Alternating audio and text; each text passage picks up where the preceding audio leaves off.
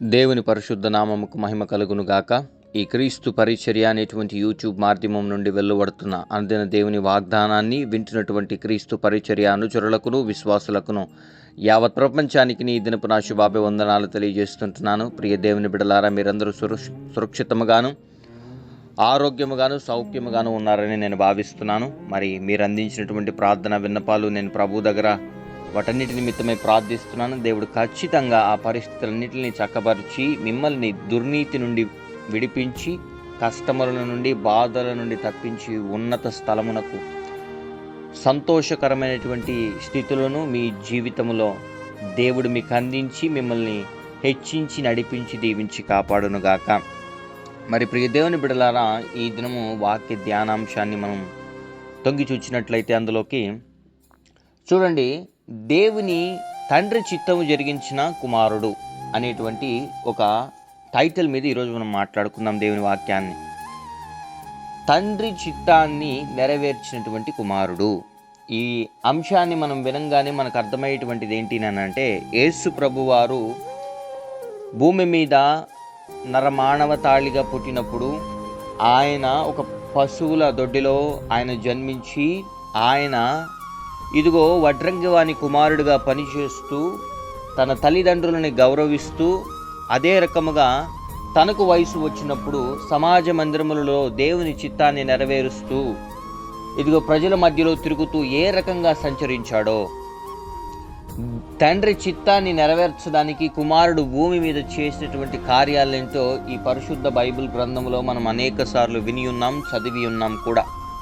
మరి ప్రియ దేవుని బిడ్డలారా, యేసు ప్రభువారు 33.5 సంవత్సరములు భూమి మీద సేవ చేసిన రీతిని బట్టి, ఆయన అనేక ప్రాంతాల్లో సంచరించిన రీతిని బట్టి, ఆయన అనేక పట్టణాల్లో సువార్త ప్రకటించిన రీతిని బట్టి, అనేక ప్రాంతాల్లో కుంటివారిని గుడ్డివారిని చనిపోయిన వారిని లేపిన రీతిని బట్టి దేవుడు తన తండ్రి చిత్తాన్ని నెరవేర్చడానికి ఇదిగో తండ్రి తనకి ఏదైతే ఆజ్ఞాపించాడో, ఏ పని నిమిత్తమైతే భూమి మీదకి తనను పంపించాడో, ఏ పని నిమిత్తమైతే, ఏ క్రయధనము నిమిత్తమైతే, ఏ పాపుల రక్షణ కొరకైతే తనని భూమి మీదకి మానవుడిగా పంపించాడో, ఆ చిత్తాన్ని నెరవేర్చడానికి, ఆ పరిస్థితులని ఇదిగో దేవుడు తనకు అనుగ్రహించినటువంటి స్థితులన్నిటిని కంట్రోల్లో పెట్టడానికి తను చేసినటువంటి గొప్ప గొప్ప గొప్ప గొప్ప పని ఏంటో తెలుసా?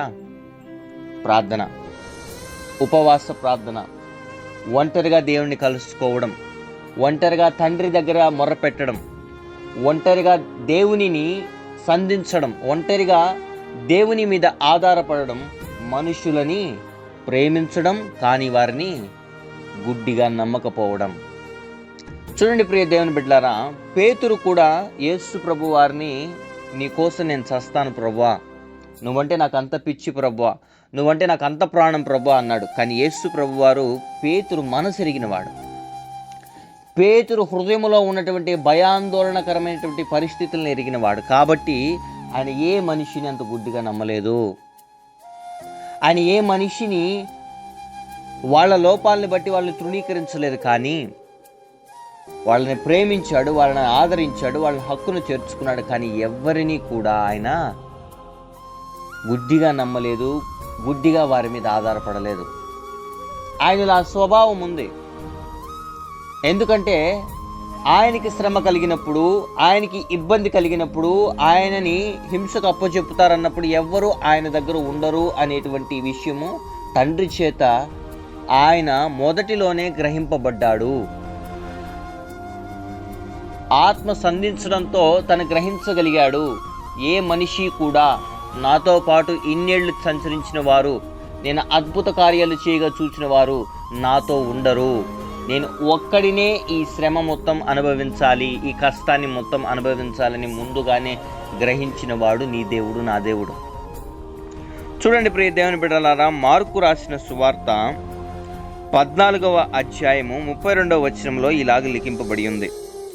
వారు గెత్సెమనే అనబడిన చోటికి వచ్చినప్పుడు ఆయన, నేను ప్రార్థన చేసి వచ్చు వరకు మీరిక్కడ కూర్చుండుడని తన శిష్యులతో చెప్పి పేతురును యాకోబును యోహానును వెంటబెట్టుకుని పోయి మిగుల విభ్రాంతి నొందుటకు చింతక్రాంతుడగుటకును ఆరంభించెను. అప్పుడు ఆయన, నా ప్రాణము మరణమగునంతగా దుఃఖములో మునిగి ఉన్నది, మీరిక్కడ ఉండి మెలకువగా నుండుడని వారితో చెప్పి కొంత దూరము సాగిపోయి నేల మీద పడి సాధ్యమైతే ఆ గడియ తన యొద్ద నుండి తొలగిపోవాలని ప్రార్థించుచు, నాయనా తండ్రి, నీకు సమస్తము సాధ్యము, ఈ గిన్నె నా యొద్ద నుండి తొలగించుము, అయినను నా ఇష్ట ప్రకారము కాదు, నీ చిత్త ప్రకారమే కానిమ్ము అనెను.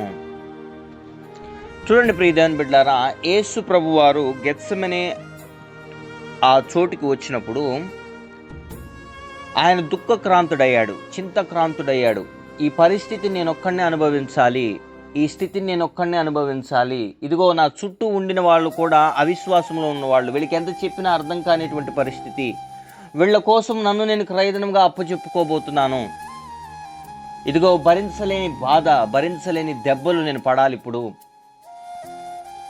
నిందారహితుడుగా నేను చెయ్యనటువంటి తప్పుకి ఇదిగో మనుషులు నన్ను ద్వేషించబోతున్నారు, సమాజ మందిరంలో అప్పచెప్పబోతున్నారు, నన్ను మరణానికి అప్పచెప్పబోతున్నారు అనేటువంటి విషయాన్ని గ్రహించినటువంటి యేసుక్రీస్తు ప్రభువారు గెత్సెమనే అనే చోటుకు రాగానే తన శిష్యులకు చెప్పాడు, ఇదిగో కొద్దిసేపు ప్రార్థనలో గడపడానికి ప్రయత్నం చేయండి, నేను కూడా ప్రార్థన చేసుకొని వస్తానని చెప్పి పేతురును, యాకోబును, యోహానును వెంట పెట్టుకుని వెళ్ళాడు. వాళ్ళని కూడా ఒక దగ్గర విడిచిపెట్టి ఆయన, నా ప్రాణము మరణమగునంతగా దుఃఖక్రాంతుడిని అవుతున్నాను నేను, మీరు కూడా ఇక్కడ ప్రార్థనలో ఉండండి, నేను వెళ్ళి దేవునిని శక్తి పొందుకుని వస్తాను అని దేవుని దగ్గరికి వెళ్ళి దేవునిని కన్నీటితో సంధించి, తన తండ్రిని కన్నీటితో సంధించి, నాయనా తండ్రి, నీకు సమస్తము సాధ్యమే, అయినను నా ఇష్టము కాదు, నీ చిత్తమే కానిమ్ము. చూడండి ప్రియ దేవుని బిడ్డలారా, తండ్రి ఏ చిత్త ప్రకారం అయితే కుమారుని భూమి మీదకి పంపించాడో దాన్ని భరించడానికి కష్టంగా ఉన్నాను, దాన్ని చేయడానికి ఇదిగో మనసులో నుండి దుఃఖం పుట్టుకొని వస్తున్నాను. కానీ దేవా, ఇదిగో నా ఈ కష్టమును బట్టి కాదు, కానీ నీ చిత్తముని బట్టే నీ కుమారుడి జీవితంలో కార్యము జరిగించుము, నీ చిత్త ప్రకారమే కానిమ్ము అని తండ్రిని వేడుకున్నాడు. ప్రియ దేవుని బిడ్డలారా, నీ జీవితంలో కూడా నిన్నంటూ ఉనికిలోకి తీసుకొచ్చిన దేవుడు, నిన్నంటూ ఒక మనిషిగా నిర్మించిన దేవుడు, నీకంటూ ఒక జీవితాన్ని అనుగ్రహించిన దేవుడు, నీ జీవితంలో తన చిత్తాన్ని నెరవేర్చడానికి ప్రయత్నం చేస్తున్నప్పుడు నీ సొంత చిత్తాన్ని నువ్వు నెరవేర్చుకోవడానికి, దాన్ని సాధించుకోవడానికి అడుగులు వేసినట్లయితే దేవుని దగ్గర నుంచి పొందుకోవాల్సినటువంటి శక్తిని నువ్వు పొందుకోకుండా, దేవుని దగ్గర నుంచి పొందుకోవాల్సిన ఆత్మీయ జ్ఞానాన్ని నువ్వు పొందుకోకుండా, ప్రార్థనా శక్తిని నువ్వు పొందుకోకుండా, ఏలోక సంబంధమైనటువంటి ఆలోచనలతో నింపబడి నీ సొంత ఐడియాల్ని నెరవేర్చుకోవడానికి ప్రయత్నం చేసినట్లయితే, నీ సొంత ఐడియాలని నీవు ఉపయోగించుకోవడానికి, వాటిని దక్కించుకోవడానికి ప్రయత్నం చేసినట్లయితే నీ పరిస్థితి ఏమవుతుందో ఒకసారి ఆలోచించు.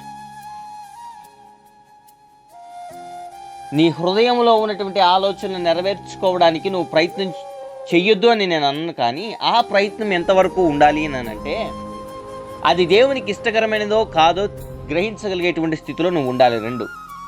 రెండో విషయం ఏంటి అని అంటే, దేవుని చిత్తము కాకపోతే,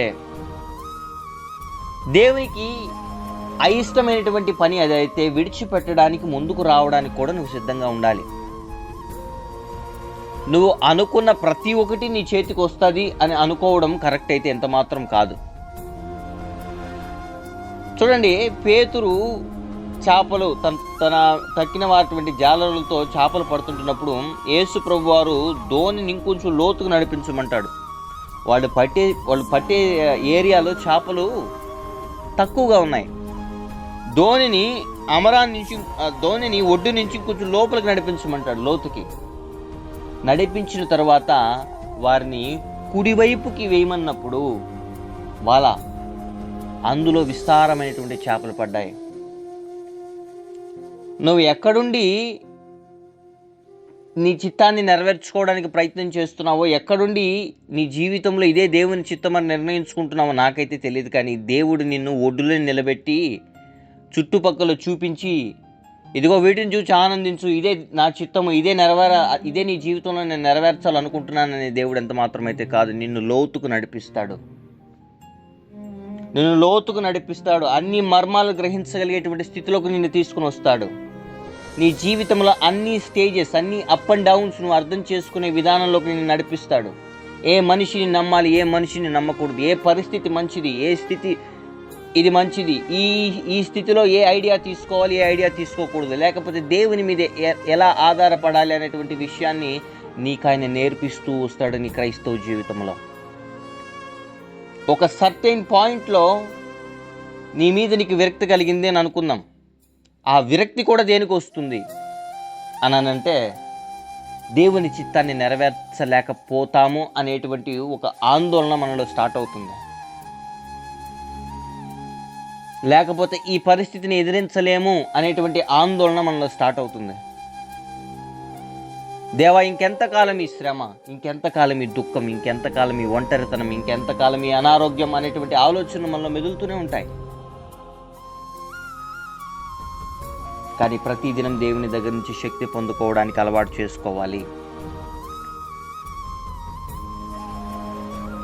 యేసు ప్రభువారు అలా ఒంటరిగా వెళ్ళి ప్రార్థించినప్పుడు తనకు శక్తి అనుగ్రహింపబడింది. తన శరీరం బలహీనం అయిపోయిందని దేవుడు గ్రహించాడు. తను కొద్ది రోజుల్లో అప్పగింపబడబోతున్నాడని గ్రహించాడు. ఆ పరిస్థితి నిమిత్తం ఈ తండ్రిని శక్తి అడిగాడు. ఇప్పుడు దేవుని బిడ్డలారా, ఈ చిత్తాన్ని నెరవేర్చినటువంటి కుమారుడు, ఇదిగో నీకు నాకు దేవుడిగా ఉన్నప్పుడు, నీవు నేను ఆయన ఆరాధిస్తున్నప్పుడు తండ్రి చిత్తాన్ని కుమారుడు ఎలాగైతే చేశాడో, దాన్ని చేయడానికి తిరిగి ఎలాగైతే శక్తి పొందుకున్నాడో, మన జీవితాల్లో దేవుడు నిర్ణయించిన చిత్తాన్ని చేయడానికి మనకి శక్తి చాలకపోవచ్చు. కానీ మనము దేవుని దగ్గర నుండి శక్తి పొందుకోవాలి. దేవుని సన్నిధిలో గోజాడాలి, దేవుని సన్నిధిలో బ్రతిమిలాడాలి, దేవుని సన్నిధిలో మొర్రపెట్టాలి. అప్పుడు మాత్రమే మన జీవితంలో ఆయన నిర్ణయించిన చిత్తం ఏదైతే ఉందో, మన సొంత ఐడియాలు కాదండి, ఆయన నిర్ణయించినటువంటి చిత్తం ఏదైతే ఉందో అది మాత్రమే జరగడానికి ఆస్కారం ఉంటుంది. చూడండి, మనము ఒక వస్తువు కావాలనో, లేకపోతే ఒక పరిస్థితి మన జీవితంలో జరగాలనో, ఒక ఆశీర్వాదం కావాలనో దేవుని దగ్గర మనం ప్రార్థిస్తుంటాం. అది తప్పు అయితే కాదు కానివ్వండి. కానీ మనం గ్రహించవలసిన స్థితి ఏంటి అంటే, ఈ పరిస్థితి నీ జీవితంలోకి రావడానికి కారణం నువ్వేనా? నీ సొంత ఐడియా అయినా? నువ్వు ఆలోచించిన అనాలోచితమైన ఆలోచనేనా? లేదా ఎవడో ఐడియా ఇస్తే దాన్ని ఉపయోగించి నువ్వు తీసుకొచ్చినటువంటి తలకాయ నొప్పులు ఇవన్నీ నువ్వు బాగా జ్ఞాపకం చేసుకోవాలి. ఓవేళ నీ మిస్టేక్ వల్ల జరుగునుంటే, దేవా ఇది నా దగ్గర నుంచి తొలగించు అని అడుగుతూనే, నేను నీకు విరుద్ధంగా చేసినటువంటి ఆలోచనల వల్ల, నీకు అయిష్టకరంగా నడిచినటువంటి నడవడిక వల్ల ఈ దినాన్ని నేను ఈ శ్రమను ఎదుర్కొంటున్నాను ప్రభో, నన్ను విడిపించు, నా మీద దయ చూపించు అనేటువంటి మాటతో నువ్వు దేవుణ్ణి సంధించాలి. రెండవది, దేవుని మీద ఆధారపడి నువ్వు వెళ్తున్నప్పుడు నీ జీవితంలో శ్రమలు కలుగుతూ ఉంటే దానికి నీకు దుఃఖం అవ్వదు, కానీ నీ శక్తి అనేది క్షీణించిపోతూ వస్తుంది. ఆ పరిస్థితుల్లో ఆ శ్రమలను ఎదుర్కోలేక నీ శరీరం సహకరించలేని స్థితిలోకి వస్తుంది. అప్పుడు నువ్వు చేయవలసిన పని ఏంటి అంటే, దేవా నువ్వు చూస్తున్నవాడవు, నువ్వు ఉన్నవాడువు, అనువాడునై ఉన్నావు, ఇదిగో ఈ నా జీవితాన్ని నీ చేతుల్లోనే పెట్టి ఉన్నాను, నేను తుదుకిది చేరవలసిన గమ్యానికి చేర్చు దేవుడు నీవే, నాకు శక్తిని అనుగ్రహించు, అయినను ఇది నా ఇష్టం ప్రకారంగా జరగకూడదు, నీ చిత్త ప్రకారమే జరగాలి. ఎందుకంటే ఒక్కసారి ఆయన తన చిత్తాన్ని మన జీవితంలో నెరవేర్చడం ప్రారంభించాడు అని అంటే, మన ప్రాణాన్ని అంత తేలిగ్గా నేలమట్టం కానివ్వడు, మనల్ని అంత తేలిగ్గా అవమానానికి అప్పచెప్పడు. నిన్ను ఆయన చిత్తం నెరవేర్చే ఒక ప్రాసెస్లో అవమానాలకు అప్పచెప్పినా సరే ఓకే, ఓర్చుకొనుండు. నిన్నెవడెవడైతే అడిగాడో, నీ వైపు ఎవడెవడైతే ఏలుతూ చూపించాడో, నిన్ను ఎవడైతే ఎగతాళి చేశాడో, నిన్నెవడైతే నిందించాడో, వాళ్ళందరూ నోర్లు మూసుకుంటారు తొందరలో. వాళ్ళ ముందు నిన్ను లేవనెత్తుతాడు దేవుడంతే. ఎస్, ఎందుకండి ఈ అవమానాలు మాకు? ఈ అవమానాల వల్ల మాకేం లాభం? ఈ అవమానాలను అనుగ్రహించేది దేనికి? కొంతమంది, చాలామంది క్రైస్తవులు వేసేటువంటి ప్రశ్న, దేవుడు అనేవాడు ఉంటే అవమానాలు ఎందుకు అప్పచెప్తాడు మమ్మల్ని? మేమంటే దేవుని బిడ్డలం కదా, మనమందరం దేవునికి మనం చాలా ఇష్టం కదా. యేసు ప్రభు వారే నీ కోసం నా కోసం అవమానాలు పడ్డాడు. ఆయన పడిన అవమానాలు నువ్వు నేను పడ్డామా? ఆ దేవుని సొంత రక్షకుడిగా అంగీకరించి ఆయన మీద ఆధారపడుతుంటున్నప్పుడు, ఆయన చిత్తాన్ని నెరవేర్చేటువంటి ప్రాసెస్ మన జీవితంలో జరుగుతుంటున్నప్పుడు కష్టాలు వస్తాయి, నిందలు వస్తాయి, బాధలు వస్తాయి, అవమానాలు వస్తాయి, ఇరుకులు వస్తాయి, ఇబ్బందులు వస్తాయి, అన్ని రకమైనటువంటి పరిస్థితులు వస్తాయి. కానీ ఎదిరించడానికి ధైర్యాన్ని నువ్వు దేవుడి దగ్గర నుంచి పొందుకోవాలి. ప్రియ దేవుని బిడ్డలారా, ఈ దినాన వాక్యాన్ని వింటున్న ప్రియ సహోదరి సహోదరుడా, నీ జీవితంలో దేవునికి నువ్వు దగ్గరగా ఉన్నావు. నాకు తెలియదండి మీరు ఎంతమంది దేవుని మీద ఆధారపడుతున్నారు, ఎంతమంది దేవుని మీద ఆధారపడలేదు. నేను ప్రతిదినం చెప్తూనే ఉంటాను, దేవుని నమ్మండి, దేవుని మీద ఆధారపడండి అని. మరి మీ పరిస్థితులు ఏవైతే ఉన్నాయో నాకైతే తెలియదు. ఒకవేళ మీరు దేవుని మీద ఆధారపడే స్థితిలో ఉండి దేవుని మీద ఆనుకునేటువంటి స్థితిలో ఉన్నట్లయితే నేను మీకు చెప్పదలుచుకున్నటువంటి ఒక విషయం ఏంటి అని అంటే, మీరు బాగా గ్రహించండి. ఆయన తన చిత్తాన్ని మన జీవితంలో నెరవేర్చేటువంటి ప్రాసెస్లో అవమానాలు ఎదురవుతున్నప్పుడు నోరు తెరిచి సనగొద్దు, గొణగొద్దు. ఏది చేస్తాడో చేయనివ్వండి. ఆయన లేదు మీరు ఆయన మీద ఆధారపడట్లేదు, మీ సొంత ఐడియాల వల్ల మీ జీవితంలోకి ఏదైనా శ్రమలు వచ్చాయంటే ఇప్పటికీ మీకు ఛాన్స్ ఉంది. దేవుని సన్నిధిలో మీరు కనుక క్షమాపణ అడిగినట్లయితే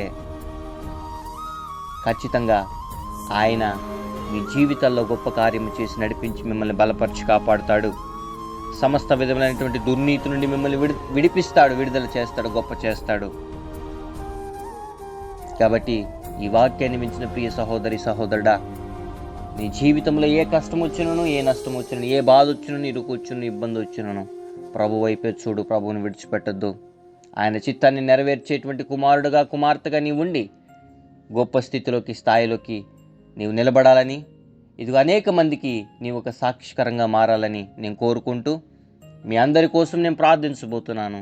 ఈ దినాన దేవుని చిత్తాన్ని నెరవేర్చాలని ఆశ కలిగినటువంటి యవనస్తురాల, ఇదిగో ఓ అక్క, అన్న, చెల్లి, తమ్ముడు, ఇది నీకు ఒక సదవకాశం. ఎంతోమందికి నీ జీవితంలో అవకాశం ఇచ్చుంటావు. నీ దేవునికి ఒక్కసారి అవకాశం ఇచ్చి చూడు. తద్వారా నీ జీవితంలో అద్భుత కార్యాలను నువ్వు చూస్తావు. ప్రార్థన. మహాపరిశుద్ధుడును, మహోన్నతుడును, సర్వోన్నతుడును, జీవాధిపతి, జీవమగలిగిన రాజా, నీ ఘనమైన శ్రేష్టమైన నామానికి స్తుతులు, స్తోత్రాలు, వందనాలు. ఈ క్రీస్తు పరిచర్య అనేటువంటి యూట్యూబ్ మాధ్యమం ద్వారా నీ బిడ్డలతో నీవు మాట్లాడిన రీతిని బట్టి నీకు వందనాలు. ఎంతమంది బిడ్డలైతే ప్రభావాన్ని ఈ అనుదిన దేవుని వాగ్దానాన్ని వింటున్నారో ఈ సారాంశాన్ని గ్రహించి ఈ వాక్యముని ప్రభానైనా వారి హృదయంలో నాటబడుచుంటుండగా దొంగిలింప చూస్తున్నటువంటి దురాత్మ చీకటి అంధకార సమూహాలు యేసు నామములో లయమైపోవును గాక. ప్రతి బిడ్డ హృదయాన్ని దర్శించమని ప్రార్థిస్తున్నాం. ఈ దినమందు బిడ్డలు చేస్తున్నటువంటి ప్రతి పనిలో విజయాన్ని అనుగ్రహించమని ప్రార్థిస్తున్నాం. ఏ ప్రయత్నం వారు చేస్తున్నారో అందులో సఫలీకృతను అనుగ్రహించమని ప్రార్థిస్తున్నాం. ఏ ప్రయత్నం వారు చేస్తున్నారో అందులో విజయాన్ని అనుగ్రహించమని ప్రార్థిస్తున్నాం. ఉద్యోగ ప్రయత్నాల్లో ఉన్న వారికి ఆయా ఉద్యోగాలు వచ్చినట్లుగా ప్రవణ బిడ్డల్ని జ్ఞాపకం చేసుకుని ప్రార్థిస్తున్నాం. వివాహ సంబంధాలు చూస్తున్నటువంటి బిడ్డలకి ప్రవణ సాటి అయినటువంటి మ్యాచెస్ వచ్చి ఘనముగా వివాహాలు జరుగును గాక. విడిపోయినటువంటి కుటుంబాలు ఎన్నైతే ఉన్నాయో అవన్నీ కట్టబడును గాక. భార్యాభర్తలు కానివ్వండి, అన్నదమ్ములు కానివ్వండి, ప్రవణ తల్లిదండ్రులు, బిడ్డలు కానివ్వండి, వారి కుటుంబంలో సమాధానము ప్రవణ నెలకొల్పబడును గాక. మరి ఎంతమంది బిడ్డలైతే అనారోగ్య పరిస్థితుల్లో ఉన్నారో బిడ్డలందరినీ స్వస్థపరచండి. ఐసీయూ వార్డ్స్లో ప్రవణ, వెంటిలేటర్స్లో ఉన్నటువంటి బిడ్డల్ని స్వస్థపరిచి ప్రవణ లేవనెత్తమని ప్రార్థిస్తున్నాం. ఆత్మాభిషేకం కోసం ఎదురు చూస్తున్న ప్రతి బిడ్డల్ని కొలతలు లేకుండా విస్తారమైనటువంటి ఆత్మతో ప్రభాన్ని నింపమని ప్రార్థిస్తున్నాం. ప్రభా, అప్పుల బాధలతో, అవమానకరమైనటువంటి పరిస్థితులతో, నిందలతో, అవమానాలతో ప్రభాన ఏం చేయాలో తెలియని, ఎటు తోచకని స్థితిలో ప్రభాన వేదనను అనుభవిస్తున్న ప్రతి బిడ్డలకి ప్రభాన ఈ దినాన్ని విడుదలను అనుగ్రహించమని ప్రార్థిస్తున్నాం. ప్రభా, మరి ఎంతమంది బిడ్డలైతే వివాహ దినాలు, జన్మదినాలు, బ్యాప్టిజం డేస్ జరుపుకుంటున్నారో బిడ్డల తల మీదకి ఆశీర్వాదాలను కుమ్మరించమని ప్రార్థిస్తున్నాం. విదేశాల్లో ఉన్న మా బిడ్డలకి సంరక్షణని, రక్షణను అనుగ్రహించమని ప్రార్థిస్తున్నాం. సురక్షితంగా అక్కడ ఉన్నట్లుగా బిడ్డలకి కాపుదలను అనుగ్రహించండి. విదేశానం కోసం ప్రయత్నం చేస్తున్న ప్రతి బిడ్డలకి ప్రభు నీ చిత్తమైతే ప్రభాన ఆ బిడ్డలు ఆ ప్రాంతంకి వెళ్ళలాగిన ప్రభు నీ సహాయాన్ని అనుగ్రహించమని ప్రార్థిస్తున్నాం. లీగల్ మ్యాటర్స్లో ప్రభు, ల్యాండ్ ప్రాబ్లమ్స్లో, ఇష్యూస్లో ఎంతమంది ఉన్నానో వారికి అందరికీ ప్రభు నీ సహాయాన్ని అనుగ్రహించి నడిపించి కాపాడండి. ఈ దిన దేవులతో ప్రతి బిడ్డల్ని నింపి నడిపించమని స్తుతి, ఘనత, మహిమ, ప్రభావాలు నీకే ఆరోపిస్తూ యేసయ్య అతి పరిశుద్ధమైన నామమున ఈ ప్రార్థన విన్నపం అడిగి పొందుకుని ఉన్నాం మా ప్రియ పరలోకపు తండ్రి. Amen, amen, amen. Praise the Lord. May God bless you all.